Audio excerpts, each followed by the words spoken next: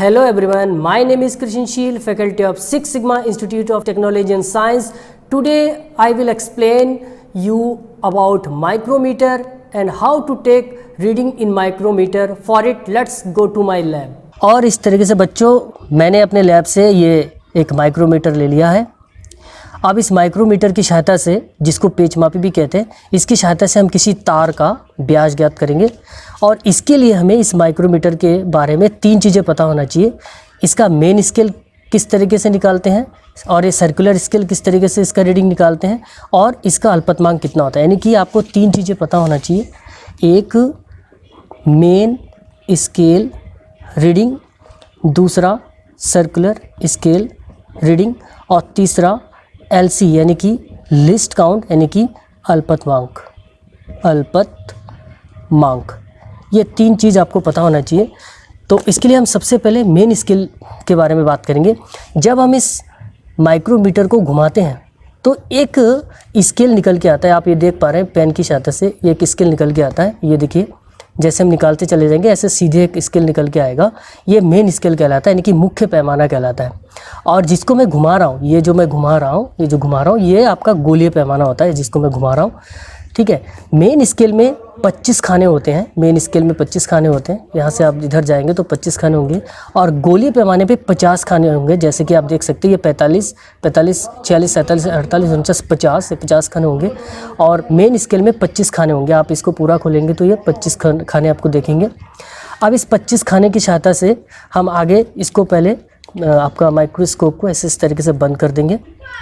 अब आप देख पाएंगे कि यहाँ पे जो स्केल निकल के आता है, इस स्केल में ये 0 के बाद 1, 2, 3, 4, 5 ये 1 मिलीमीटर का गैप है। सब में ये 1 मिलीमीटर का गैप है। और इस 1 मिलीमीटर के गैप के बीच में एक और 2 मिलीमीटर के बीच में एक और आधा एक डिवीज़न है, एक भाग है। ये 0.5 कहलाता है, 0.5 मिलीमीटर। यानी कि इस माइक्रोमीटर की सहायता से हम 0.5 मिलीमीटर तक का माप कर सकते हैं। यानी कि इसकी जो सबसे छोटी माप है ये 0.5 है। ये आप देख पाएंगे ये 2 मिलीमीटर के बीच में 0.5 है, आधा और है। ये 0.5 मिलीमीटर तक की नाप ये ले सकता है, कम से कम नाप ले सकता है। और यही इसका पिच कहलाता है। और इसी पिच की सहायता से हम बाद में अल्पतमांक भी निकालेंगे, लिस्ट काउंट निकालेंगे। अब बच्चों हमने एक तार लिया, ये देखिए एक तार है। इस तार को हम इस माइक्रोमीटर में इस तरीके से सेट कर देंगे, इस तरीके से अच्छे से सेट कर देंगे। जब हम इस तार को सेट करेंगे तो इस बात का ध्यान रखेंगे कि ये तार ना तो ज़्यादा टाइट होना चाहिए और ना ही ज़्यादा लूज़ होना चाहिए।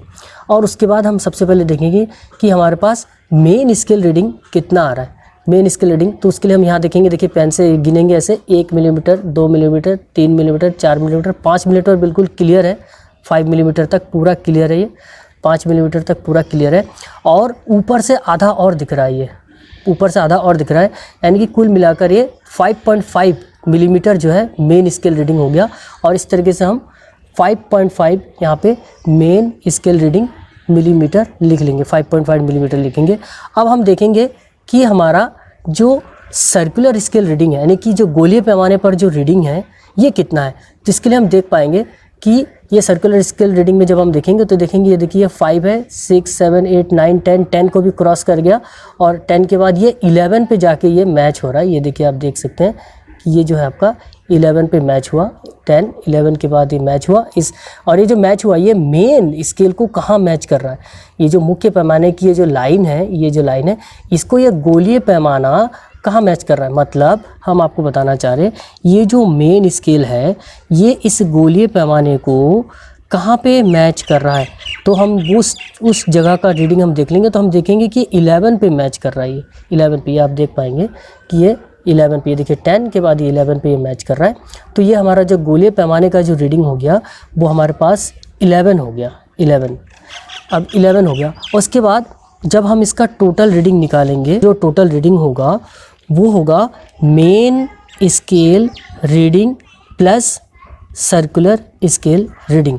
अब हमारे पास जो मेन स्केल रीडिंग है वो है 5.5 millimetre plus circular scale reading जो है वो आपको पता है, मैंने अभी दिखाया था 11 है।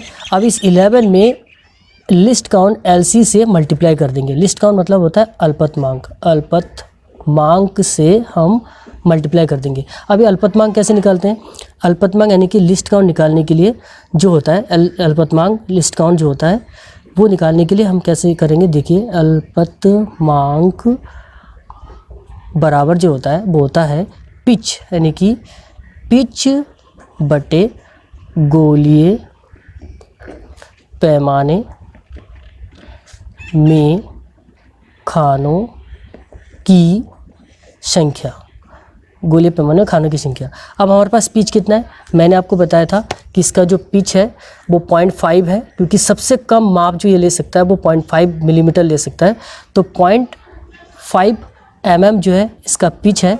और गोलीय पैमाने में खानों की संख्या जो है मैंने आपको बताया था 50 खाने होते हैं, वो पहले ही बता रखा है मैंने। वो 50 खाने ये 50 से डिवाइड कर देंगे, पॉइंट से पॉइंट हटेगा, 0 बढ़ेगा, ये 5/500 हो जाएगा। 5 से डिवाइड करेंगे तो 1/100 हो जाएगा। और 1/100 को जब 100 से हम डिवाइड करेंगे, पॉइंट लगाया, 0 बढ़ाया, 0 लगाया, 0 बढ़ाया, 100 बन जा, 100 हो गया। 0.01 mm जो हो गया वो हमारा लिस्ट काउंट हो गया, यानी कि अल्पतमांक हो गया। अब इस अल्पतमांक को हम मेन स्केल जो हमारा रीडिंग टोटल रीडिंग चल रहा था TR, ये TR बराबर मेन स्केल जो हमारा था 5.5 mm प्लस 11 गुणा 0.01 mm जो हमारा लिस्ट काउंट हुआ है अल्पतमांक हुआ, इससे इसमें गुणा कर देंगे। फिर 5.5 mm प्लस 0.11 mm, फिर 5.5 0 को उसमें ऐड कर देंगे, इस दोनों रीडिंग को 0.11 को। तो इस तरीके से 5.61 mm जो हो गया वो हमारे पास टोटल रीडिंग हो गया, फाइनल रीडिंग हो गया। और यही डायमीटर D कहलाता है। और जब हम इस D को 2 से डिवाइड करेंगे तो रेडियस, हम किसी तार का रेडियस भी ज्ञात कर सकते हैं। और इस तरीके से आपको बता दूं कि इस माइक्रोमीटर की सहायता से आप किसी भी तार का व्यास तथा त्रिज्या निकाल सकते हैं। और इस तरीके से आपका ये एक बहुत बढ़िया जो मेज़रमेंट टूल है माइक्रोमीटर, इसके बारे में अब आप अच्छे से जानकारी आपको इस वीडियो के माध्यम से मिल गया होगा। और आप कभी भी रीडिंग आपको अगर निकालना है तो आप इस प्रोसेस का इस्तेमाल करके इस माइक्रोमीटर या पेच मापी की सहायता से किसी भी तार का आप व्यास ज्ञात कर सकते हैं। तो बच्चों, आपके समझ में आ गया होगा कि पेच मापी से किसी भी तार का या गोलीय चीज़ का व्यास हम निकाल सकते हैं। और इस तरीके से हमारा ये वीडियो आप देखेंगे और आप समझ जाएंगे। तो ध्यान रखिएगा, 3 चीज़ें हम निकालते हैं, main scale reading, circular scale reading और LC। मेन स्केल मतलब होता है मुख्य पैमाना की रीडिंग, और सर्कुलर स्केल होता है गोलीय पैमाने की रीडिंग।